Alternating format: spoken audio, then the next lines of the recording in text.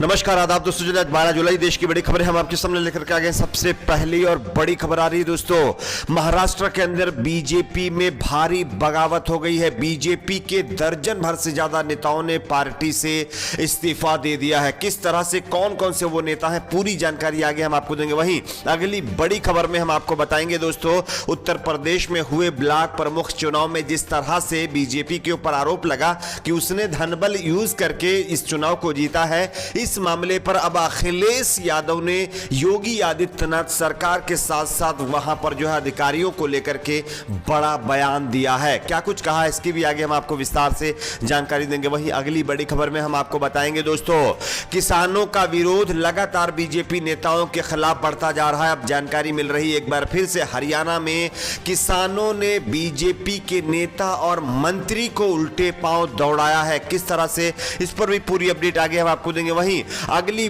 बड़ी खबर आ रही है दोस्तों कि देश की तमाम राजनीतिक पार्टियों के गूगल विज्ञापन पर खर्च किए गए रुपयों का एक आंकड़ा सामने आया है, जिसको देख करके आप चौंक जाएंगे। यहां पर बीजेपी को लेकर के बड़ा खुलासा हुआ है, इसकी भी जानकारी विस्तार से आगे हम आपको देंगे। वहीं अगली बड़ी खबर आ रही है दोस्तों, उत्तर प्रदेश के जनसंख्या नियंत्रण कानून के खिलाफ अब बिहार की जेडीयू यानी कि नीतीश कुमार की पार्टी ने मोर्चा खोल दिया है। किस तरह से, इस पर भी पूरी अपडेट आगे हम आपको देंगे। वहीं अगली बड़ी खबर में हम आपको बताएंगे दोस्तों कि कांग्रेस पार्टी के वरिष्ठ नेता शत्रुघ्न सिन्हा को लेकर के एक बड़ी खबर सामने आ रही है। शत्रुघ्न सिन्हा अब टीएमसी में शामिल हो सकते हैं, कब, आगे हम आपको इसकी भी विस्तार से जानकारी देंगे। वहीं अगली बड़ी खबर में हम आपको बताएंगे दोस्तों, मोदी सरकार को लेकर के राहुल गांधी का बहुत बड़ा बयान। राहुल गांधी ने मोदी सरकार पर बड़ा हमला बोला है। किस तरह से, इसकी भी जानकारी विस्तार से देंगे। वहीं अगली बड़ी खबर आ रही है दोस्तों, जनसंख्या नियंत्रण कानून को लेकर के बीजेपी को जो है अब अपने ही जाल में फंसना पड़ रहा है। किस तरह से, इसकी भी आगे हम आपको अपडेट देंगे। उससे पहले छोटी सी रिक्वेस्ट करेंगे दोस्तों, वीडियो को लाइक करके चैनल को सब्सक्राइब जरूर कर लीजिए। बात करते हैं पहली और बड़ी खबर की। जैसा कि आप सभी जानते होंगे दोस्तों कि नरेंद्र मोदी कैबिनेट में विस्तार के बाद भारतीय जनता पार्टी में बगावत देखने को मिली है। महाराष्ट्र में बीजेपी के 14 नेताओं ने पार्टी छोड़ दी है, तो पंजाब में पूर्व मंत्री को पार्टी से निकाल दिया गया है। हालांकि जवाब में उनकी ओर से कहा गया है कि यह चीज उनके लिए मेडल सम्मान है। महाराष्ट्र की बात करें तो वहां सांसद प्रीतम मुंडे खांडे को केंद्रीय कैबिनेट में शामिल न किए जाने के विरोध में शनिवार यानी 10 जुलाई को महाराष्ट्र के बीड जिला के 14 पदाधिकारियों ने इस्तीफा दे दिया है। इन नेताओं में बीड बीजेपी जिला महासचिव सरजे राव जो है शामिल है और जिला युवा इकाई के उपाध्यक्ष विवेक पाखरे भी शामिल हैं। जिला परिषद और पंचायत समिति के 7 सदस्यों ने भी इस्तीफा दिया है। तांडले के मुताबिक अगर हमारे नेता का सम्मान नहीं होगा तो हम इसी तरह से और कई गुना ज्यादा नेताओं का इस्तीफा लेंगे और हमारे कई कार्यकर्ता भी इस पर इस्तीफा देंगे। ये खुद बागी बीजेपी नेताओं ने बयान देकर के बीजेपी को बैकफुट पर ढकेल दिया है। तो महाराष्ट्र के अंदर बीजेपी जहां एक तरफ सरकार बनाने की कवायद चला रही है, वहीं दूसरी तरफ बीजेपी के 14 से ज्यादा नेताओं ने पार्टी छोड़ दी है। बात करते हैं अगली बड़ी खबर की। अगली बड़ी खबर आ रही है दोस्तों, उत्तर प्रदेश में हुए ब्लॉक प्रमुखी के चुनाव में जिस तरह से बीजेपी के ऊपर आरोप लगा कि इसने धन बल प्रयोग करके बेईमानी से इस चुनाव को जीता है, इस मामले पर उत्तर प्रदेश के पूर्व मुख्यमंत्री अखिलेश यादव ने अगले साल विधानसभा चुनाव के बाद पार्टी की सरकार बनाने पर कोविड-19 प्रतिबंध का ऑडिट कराकर आंकड़े छुपाने वाले अधिकारियों के खिलाफ कार्रवाई करने की बात अब कह दी है।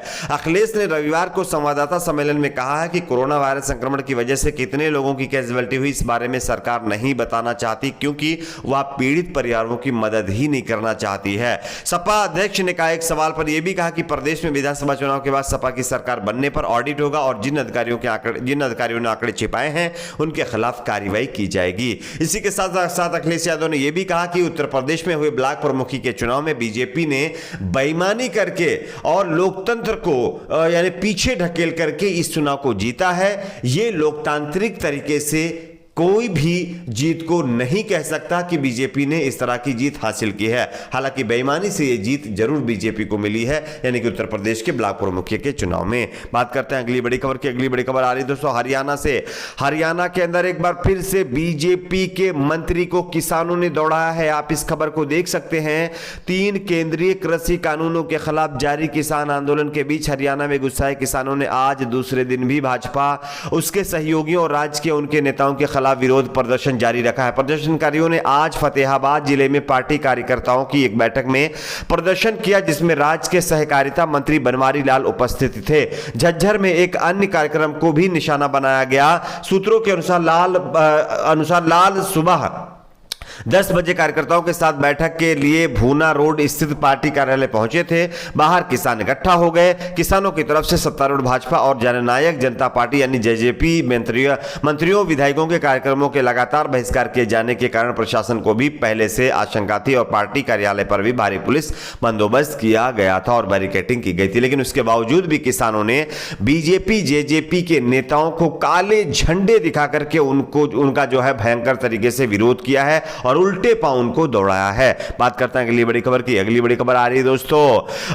भाजपा समेत कई तमाम राजनीतिक पार्टियों के गूगल विज्ञापन पर खर्च किए गए रुपयों का एक आंकड़ा सामने आया है, जिसमें बीजेपी टॉप नंबर पर आई है। आप इस खबर को देख सकते हैं। हाल ही में दिल्ली के मुख्यमंत्री अरविंद केजरीवाल का एक विज्ञापन गुजरात के अखबारों में छपा। भाजपा ने इसके लिए अरविंद केजरीवाल और आम आदमी पार्टी की आलोचना की और आरोप लगाया कि केजरीवाल दिल्ली की जनता का पैसा दूसरे राज्यों में चुनाव प्रचार पर खर्च कर रही है।